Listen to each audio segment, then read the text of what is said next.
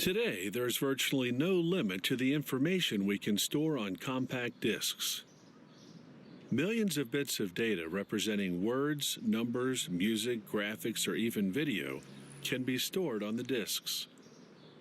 Let's take a spin through a CD factory.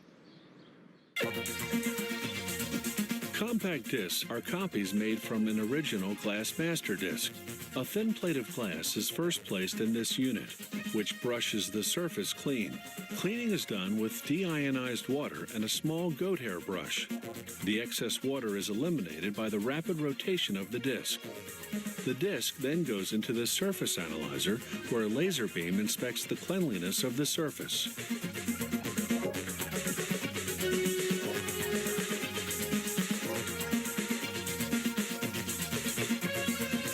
At this stage, two chemicals are applied, a primer and a photoresistant coating. This operation is done at a temperature of 70 degrees Fahrenheit and lasts 3 minutes. The disc is carefully retrieved from the apparatus. Then the photoresistant coating dries in an oven for 30 minutes.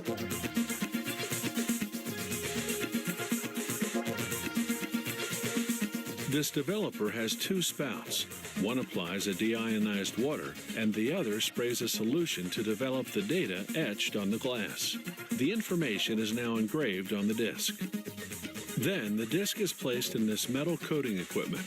The next step consists of applying a thin coating of nickel and vanadium.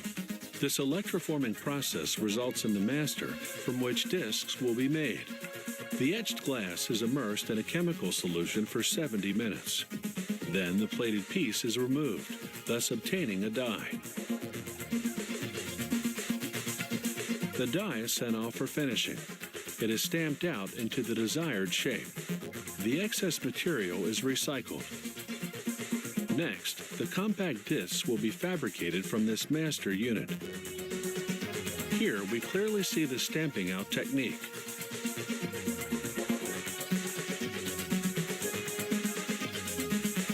The master is taken out. A technician peels off the film, which protected the data etched onto the die. After a visual inspection, the die is sent to the pressing department. It comes out as a small, hard, translucent disc. It is now ready to be metal coated, so it can be read by a compact disc reader. A robotic arm lifts the disc from the mold and places it on these supports.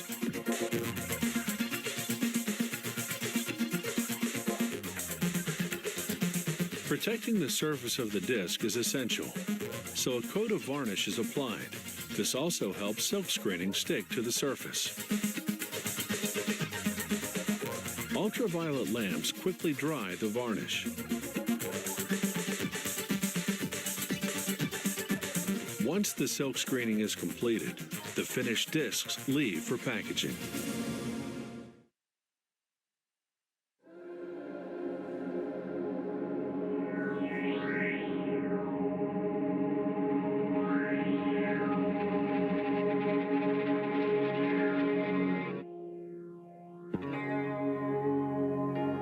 You're here today. Then, like me, you have a curious, explorer mind. You're looking for something more, for something deeper. Well, so was I for a while. A long while. I looked in so many places. Went for so many walks. One day, on one of those walks, I saw a flower that only blooms at night. And of course, the moths go crazy for those flowers. Like a midnight feast. And I thought to myself, it could be anything. It all clicked in that moment. It could be anything. Those 3 words, it could be anything. There's beauty to be found in everything that you see. And of course, that includes discs. Now, I know we've all moved on from discs, but let me make my case. If you listen to me for just this moment,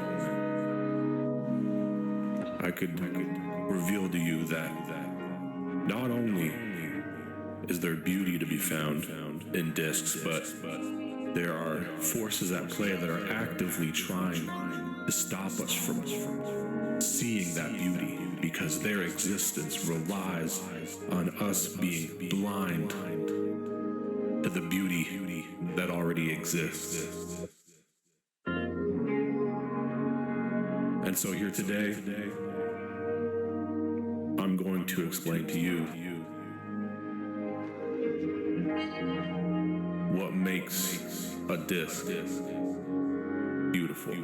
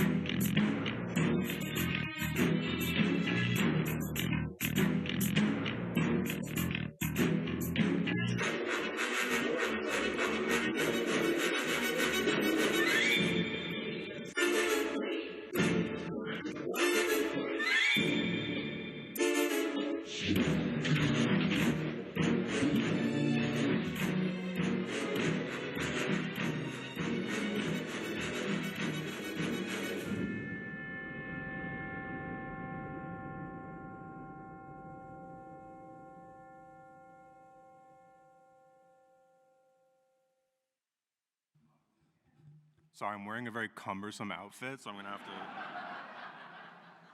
Sorry about that. Did you all enjoy the opening video? Yeah? I feel like that was very informative, you know, like that's what we came here for, right? To learn. That's why we're here. Yeah, a lot of you pulled up. A lot of you pulled up, that's good, because I'm gonna talk a lot tonight. Tonight, no, it's 12:30. I'm usually not even awake at this hour. Let me take these out of my pockets because they're hurting me. By the way, Michael Phelps' Connect game. Who knew that existed? Not me, not until last week.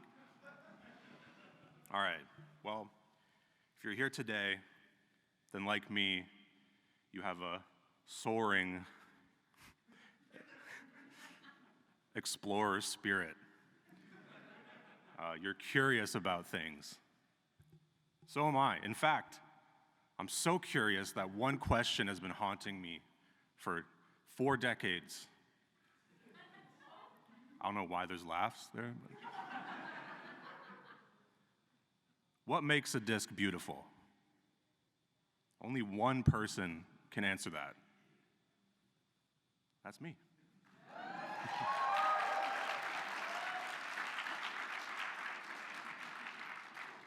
This is me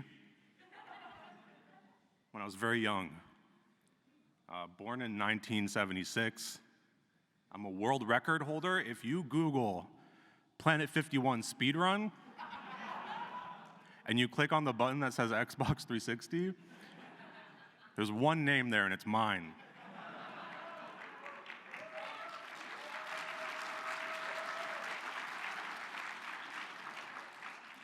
So I'm many things. I'm explorer, I'm adventure, I'm thinker, I'm historian, I'm idea. And I have a mind for exploring curious adventures. I traveled the globe, finding discs. It's making me smile. It's just, I just love thinking about them. I'm decorated with the games that I've found in my travels. And each one of these games, I mean, granted, they are all the same game, but, you know, each one of these games I have a record in. My mind is curious and adventurous. I would not be here without the help from the friend from beyond. I'm gonna talk about that later. More on that later. As I traveled the world, I began to notice we're starting to forget about discs. They're losing their way because of streaming. Yeah.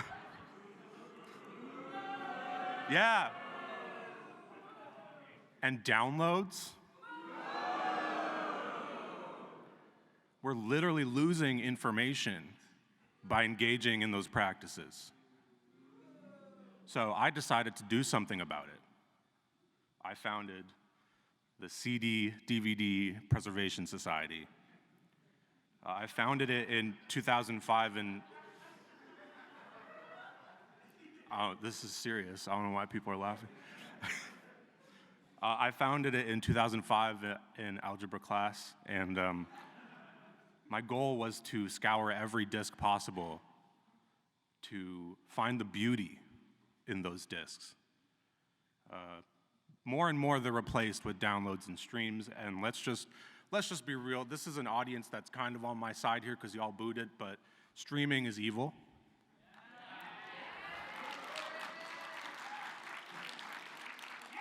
Downloads are evil.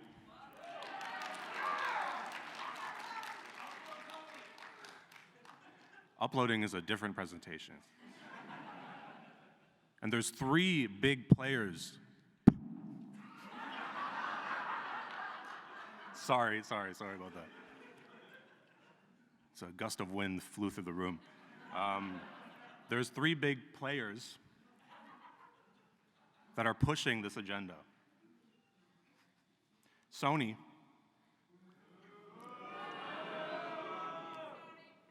Nintendo,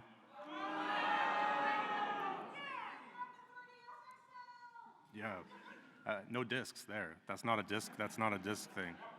Yeah. And Bill Gates.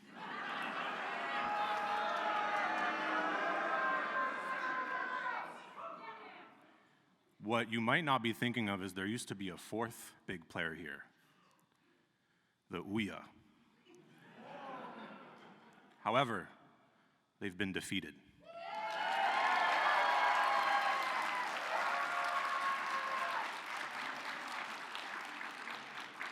And you might not know, but the Ouya was defeated thanks to the Ouya theory, which I will talk about. We'll come back to that later. However, I've gone on and on about my credentials. However, there might be some people in the audience or people watching at home who still doubt my credentials. So I have something that I do because I'm a public speaker. I go around conventions doing different presentations all the time. And one thing that I have to do is constantly prove that I know what I'm talking about. So there is something that I do called the naming of the discs. So I have a member of the Preservation Society who will come up right now and has 4 discs. I don't know.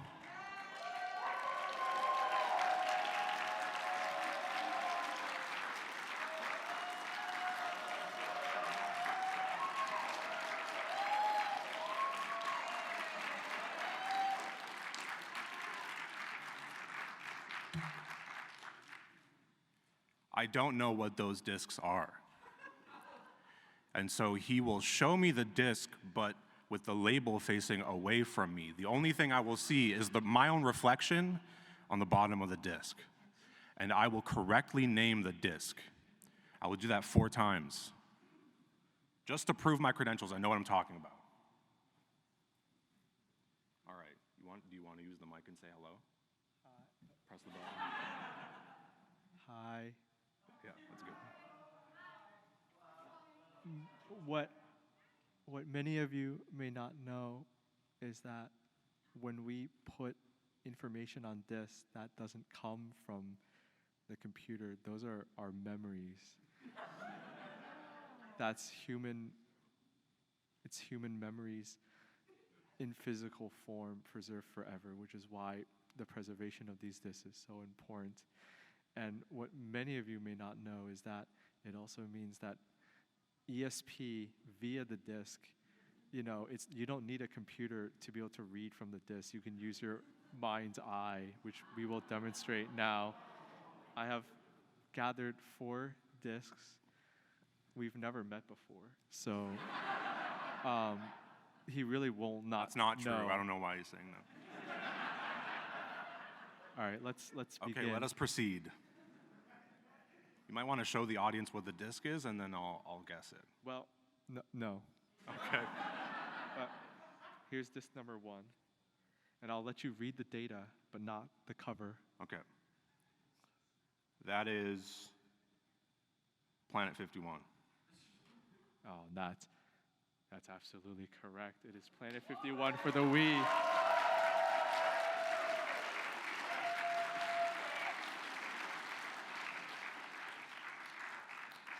Okay, our next disc. Okay, here we go. Read deep. Every last bit. That is Mind's eye. Planet 51. Oh, come on. That's still correct. It is Planet 51 for the PlayStation 3.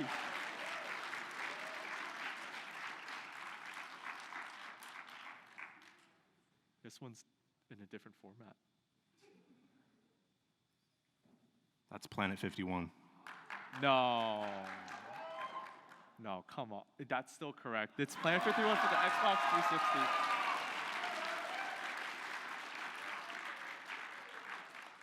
Final disc.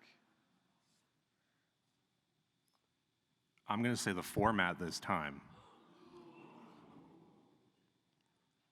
hope I get it right. That is Planet 51 on DVD. That's correct. That's amazing.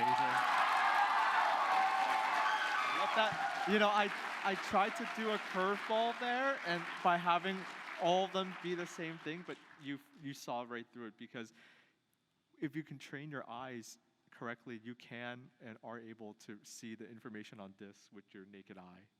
That's what we've proven here today. And that's a beautiful message. Thank you to my society member right here. Thank you for the help.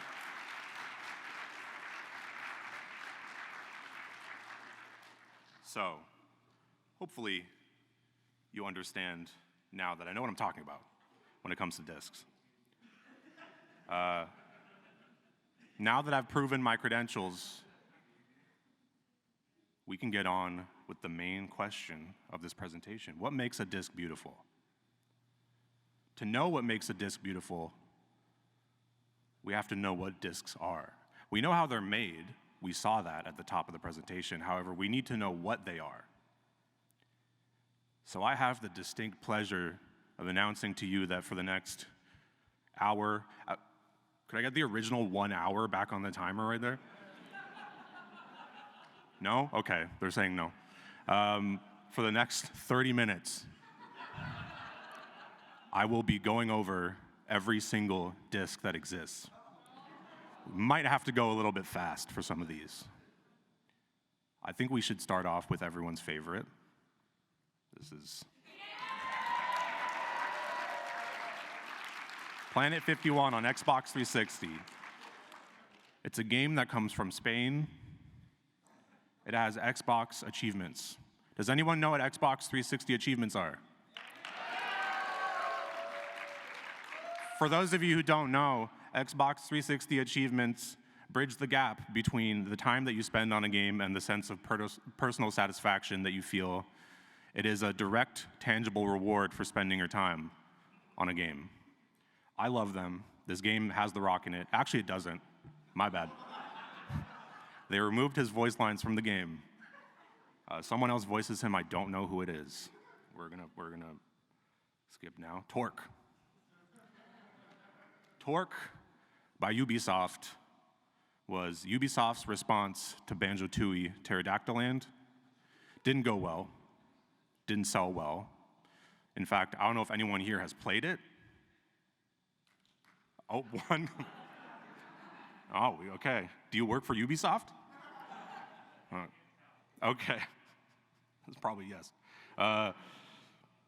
Yeah, so Torque was released in 2005, right after the craze around prehistoric platformer games was dying down in favor of World War II as a theme. And there were major issues with the game at launch. Silent protagonist, that was scaring kids. Kids didn't like that. They thought that Torque was using his silence to manipulate the characters in the story. He was weaponizing his silence, creating situations where things were vague enough that Torque could retain power and make everyone else question their own thoughts. Not a smart move for a kid's game, let me say that.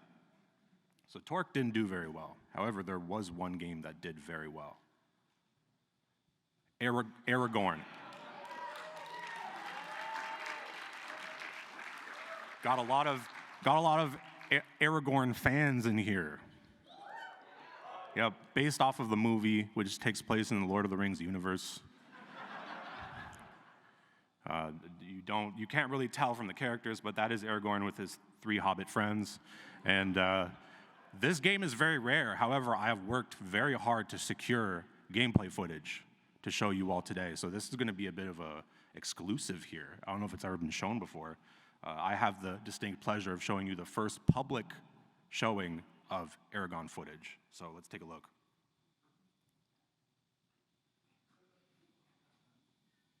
Oh, hold on. Oh, sorry. So it seems to be an issue.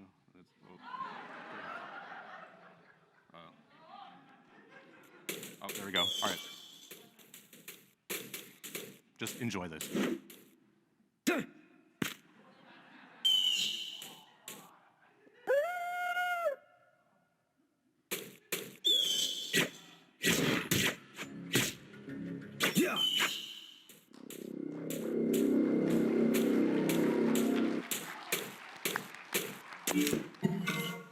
very difficult game.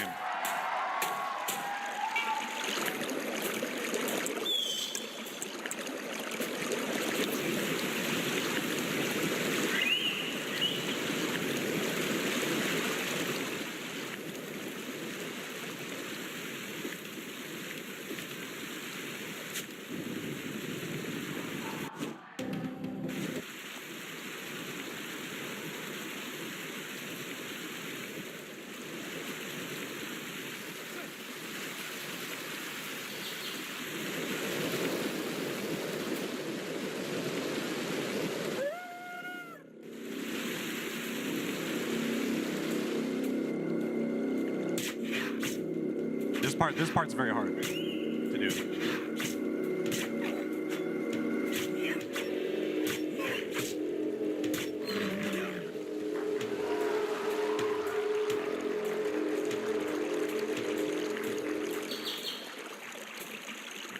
And here's the reward.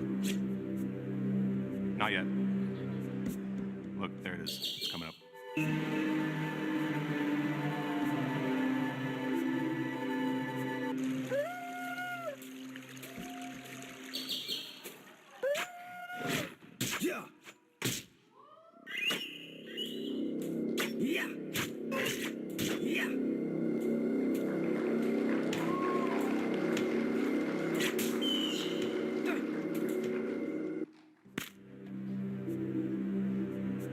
And then when he picks it up, then he'll get a nice reward.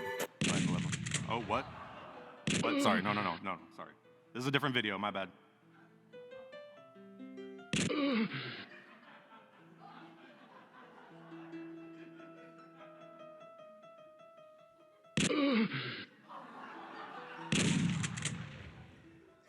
Sorry.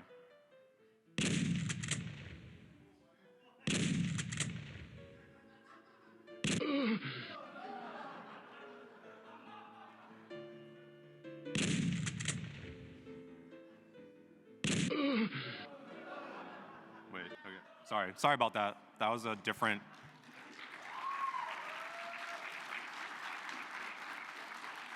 I think I'm slowly realizing something that's wrong with my slides, but we're gonna move on.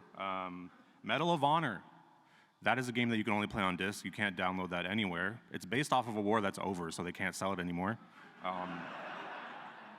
Many issues with the game. I was talking to someone who is a developer at DICE, and they were telling me yesterday they thought that they were making a game about shooting soda cans off of fence posts, and EA misled them into making a game about killing people. So that is really messed up. They weren't happy about that.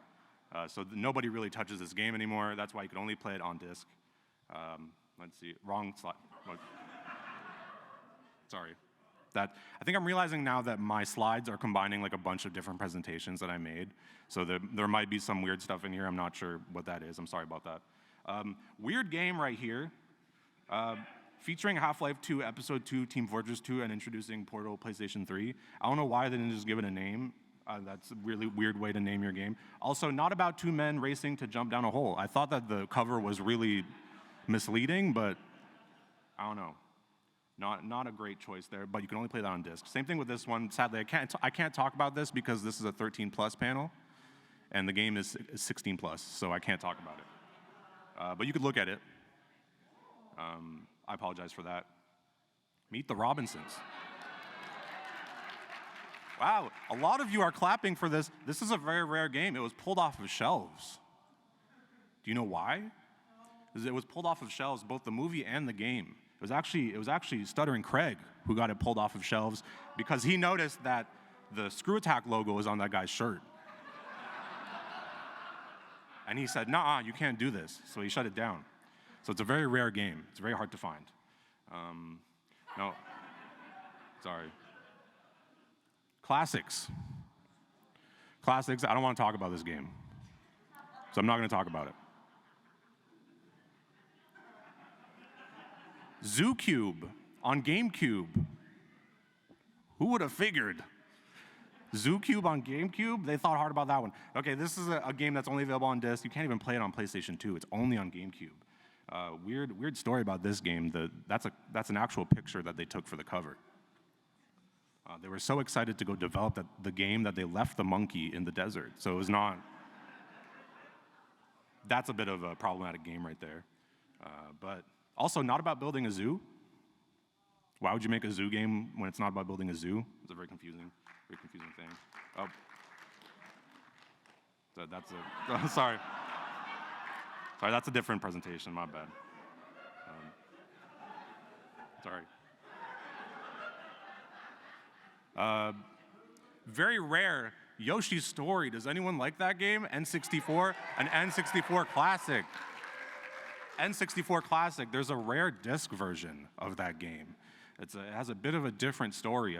Set 5 years after Yoshi's Island, the game focuses on two playable characters in a post-apocalyptic United States whose lives intertwine. Yoshi, who sets out for revenge after suffering tragedy, and Baby Mario, a soldier who becomes involved in a conflict between his militia and a religious cult.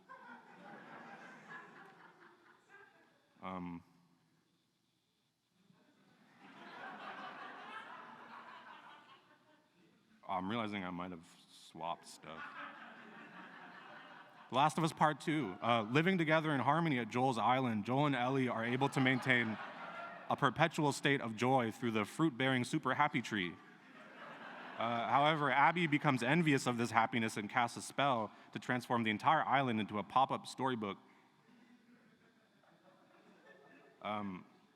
In addition, Abby also steals the super happy tree, further weakening Joel and Ellie and making them fall to gloom.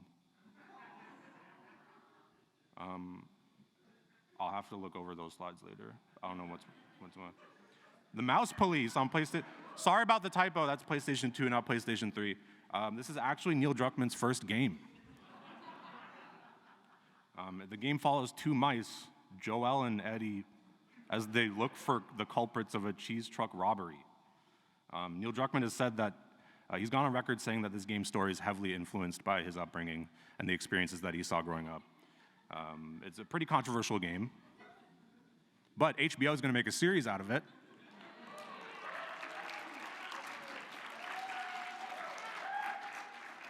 Yeah. I wonder how they're going to tackle the game both sidesing something that's very clearly one-sided. Here's some gameplay of the Mouse Police, in case you're curious. Let's just take a look here.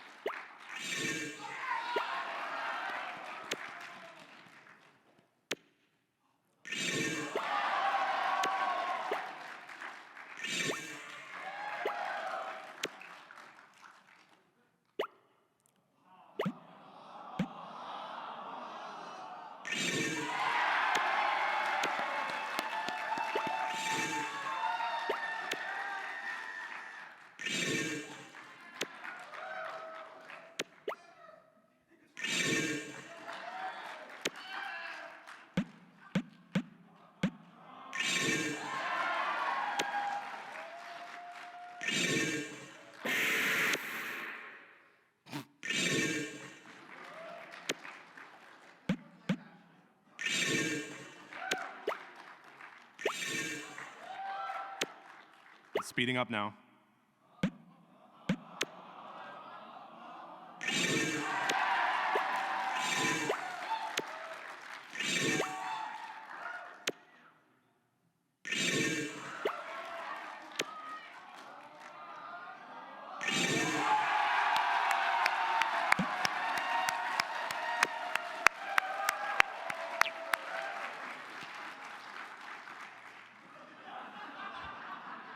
Moving on, this is The Rock's first game.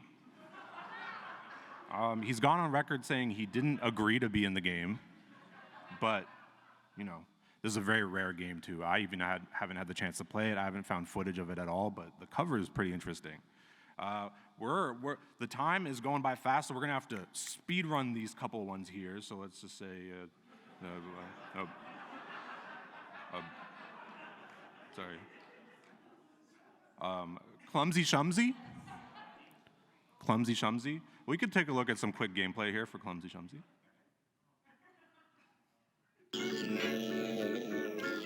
Okay.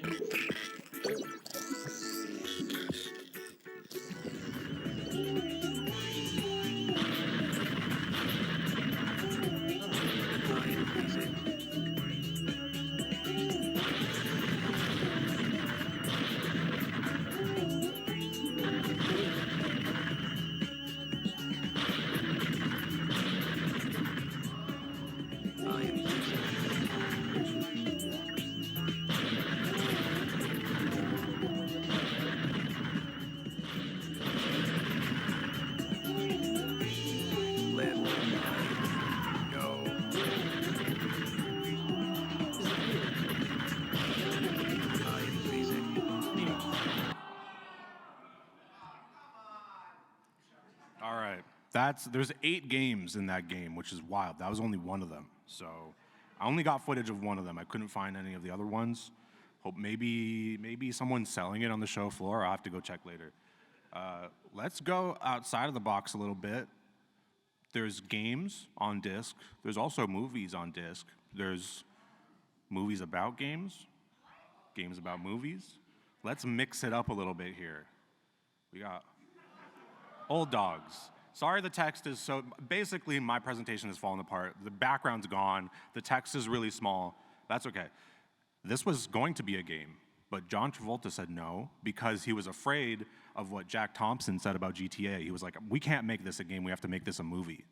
So he was the one who turned this from a game to a movie. However, you could see a gorilla on the cover. That is a nod to Donkey Kong. So that's kind of calling back to the movie's video game roots. It's very interesting. Here's what the cover would look like if it was a painting. It's pretty cool. All right. Movies and games collide and click. It is a movie about the first video game controller. It's actually very interesting. The plot is actually incredibly uplifting. Let me summarize.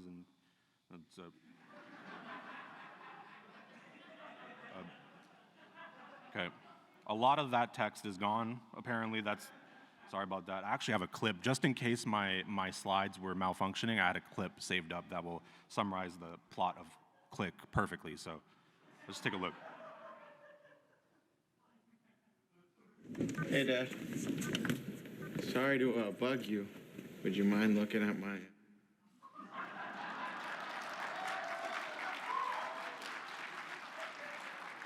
Sorry, that was supposed to be much longer. Sorry about that. Let's go through here quick. Alien Kick. I heard people's reactions in the opening video. That was probably to this game. Let's take a look at the footage of the game. Welcome to Socpens.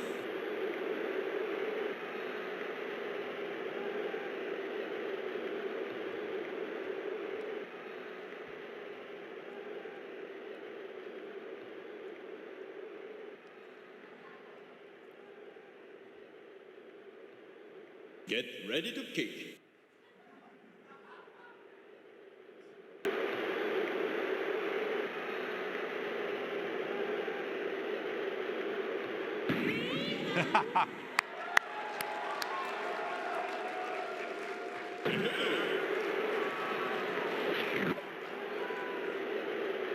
This is one of my favorite games.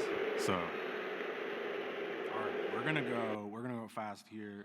Well, Call of Duty, Jesse Pinkman's guitar. This doesn't exist, but it would be nice. All right.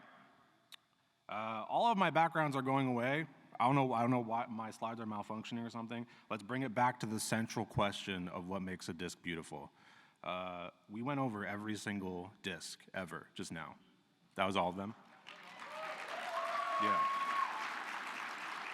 However, I don't think we're ready to answer this question yet. We know what a disk contains material-wise from the opening. We know how they're made. We know what can be on a disk, but we don't know what a disk consists of. Who is a disk? Because if I were to ask you, who are you, you wouldn't say, I'm a skeleton with bones and skin. You would say, I am, insert name here. You would say who you are. We want to know who these disks are. What is within them? What is their spirit? So I think that is the route that we should take to answer this question. Now, I want you to follow closely and have an open mind about the following slides.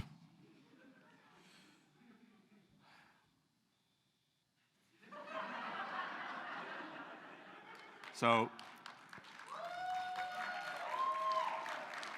disks are more than data. Disks are imbued with something real, something amazing, something meaningful. I've had multiple encounters with angels in video games. Yep. And I have assembled irrefutable evidence. To see what makes a disk beautiful, we must see if a disk has a soul.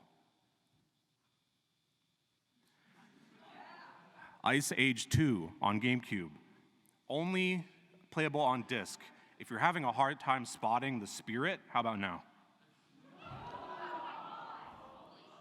Yep. That's not it though. That was the first sighting. Torque on Xbox. Can you see them? How about now? Now, I've been using circles to guide your vision. However, the next one doesn't even need any circles. Just use your eyes.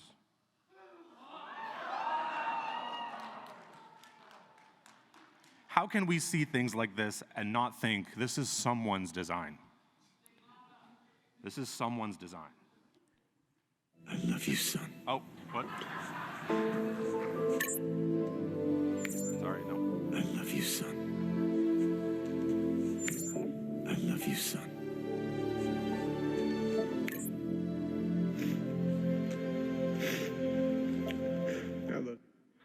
Sorry. That was left over from a different presentation, my bad. This one, I don't even need to circle them. You could see the streaks of the ghosts right there. Developers try to hide it, but didn't do a good job. Bomberman Live, the Bomberman live. The people who have passed away playing Bomberman reappear as spirits and apparitions. They live. It's in the title. They live. However, there's one spotting that changed my life. Cars 2 on Xbox 360. When I spotted this was fairly recent. Something changed within me. I have such distinct memories of who I was before Cars on Xbox 360. I was scared. I was afraid. Thoughts were looping endlessly. I could hear all of them. I was shaking. You know that feeling where everything is pins and needles, like you can't feel your extremities? That's what I felt after seeing this. And of course, I grew up, surrounded by religion and stuff, so I thought I'm in a moment of crisis. I'm going to go to an institution, to a church, just to get some help. And they did not help me. They did not help me. Cars 2 on Xbox 360 told me of a place called Carcosa. And do you know what the staff at the church did? They kicked me out.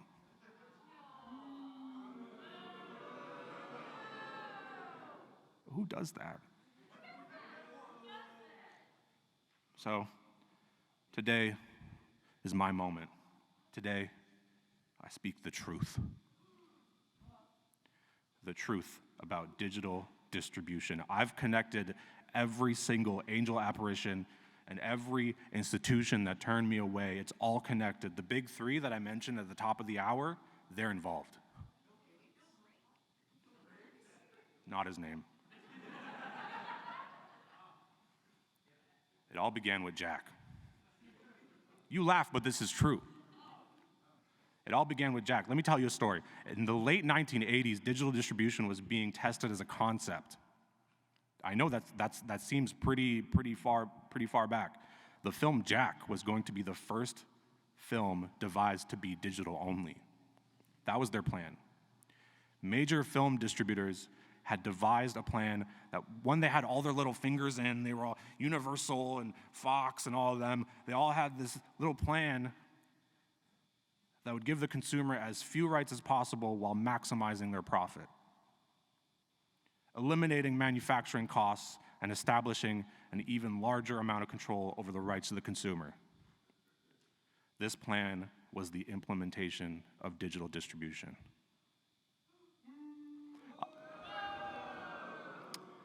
A system where they could charge the exact same amount as a physical copy, but for a digital one, while avoiding the manufacturing costs, increasing their profit margin. Not only that, but when you buy a digital game, you're buying the license to play it. You don't actually own it. This plan in particular was being developed and pitched in a massive boardroom at Universal Films. After the idea was presented, everyone applauded. The boardroom went crazy. This was going to change their business model forever. Everyone except one man.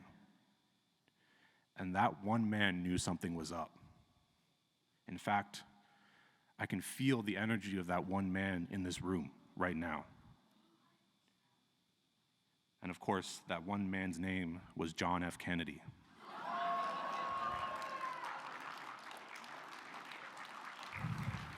And we all know what happened to him.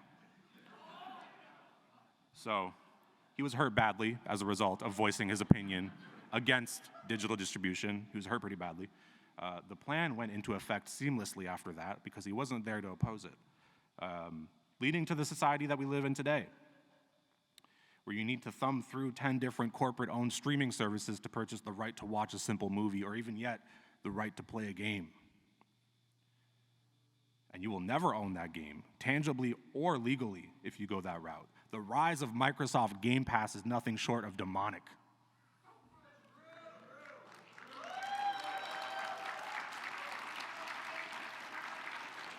It is a terrifying concept drawn up by sad, torn-up people on their last legs. However, we have a man on the inside. Meet Matthew McConaughey. You may know him from films like The Prince of Wall Street, Wolf of Wall Street, and Joe Dirt. What you don't know is me and him go way back. And he, like me, can see through this tangled web of lies that massive corporate entities like Microsoft, led by none other than Bill Gates, and pushes upon us gamers in an attempt to get us to own as little as possible while paying as much as possible. Game Pass is a gateway to something way more sinister. One night, Matthew sat me down and taught me something that I'll never forget. He took a napkin and he drew this. Oh, sorry, that's not.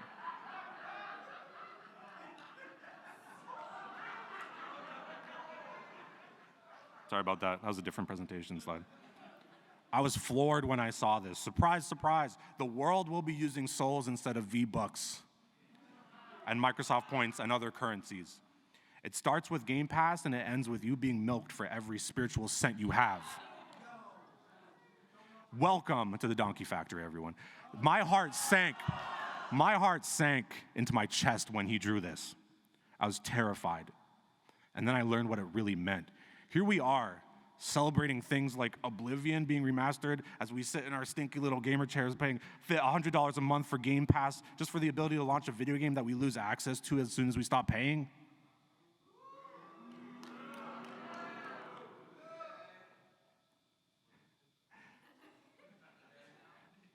I don't think we should stand for this.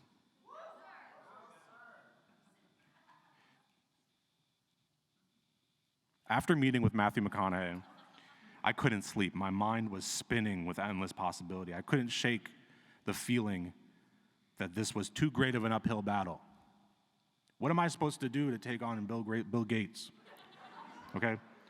Every thought felt like a sonar pulse emanating from my head, and yet fate would play its mysterious hand once more and remind me why surrender is so important.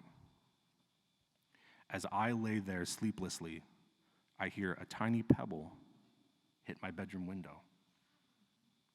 I go, oh, I wonder who that is. I got up to see who it was. It was Roger Ebert. What he told me next was simply incredible.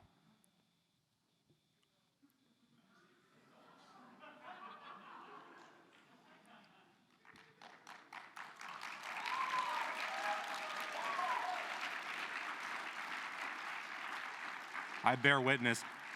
What makes a disc beautiful? After all this searching, I finally realized the answer is simple. It could be anything. It could be anything. It could be absolutely anything. The important part isn't what it is. It's the surrender that we employ given the opportunity to even search for it. To affirm the truth, beauty, and goodness of a disc despite one's personal issues with it. Despite the potentially low quality of the disc. Despite the bugs, the poor writing, the graphics, we must continue believing in the divine that is within that disc, believing in the beauty. This brings us back to the very beginning. Remember when I mentioned the Ouya theory?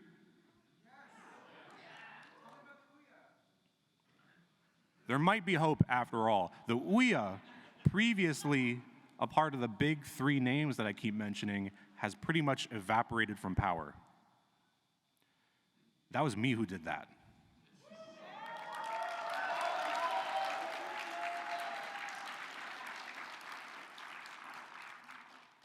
The Ouya theory was born from one simple idea. The Ouya could not play discs, as you could see. This plan was concocted even before I knew the sick truth of the world. I knew something had to be done to stop things before they got bad. So, me and members of the Preservation Society destroyed the Ouya's reputation by starting a trend on YouTube of people recording themselves peeing on the Ouya.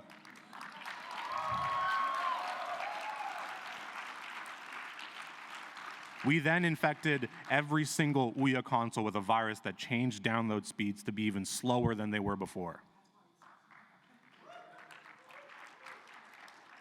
Without disks, the Ouya relied on downloads, which we pinpointed as its weakest area. Overnight, the console vanished. So maybe we can choose to see that as a glimmer of hope. Although the threat posed by digital distribution and the evil intent of the big three loom large in all of our lives, that it seems to be every waking moment their grasp not only on our money but on our souls tightens ever so slightly. It remains true that the stars shine brighter in the absence of light. That is it. That has been what makes a disc beautiful. I hope you enjoyed it. Thank you for showing up.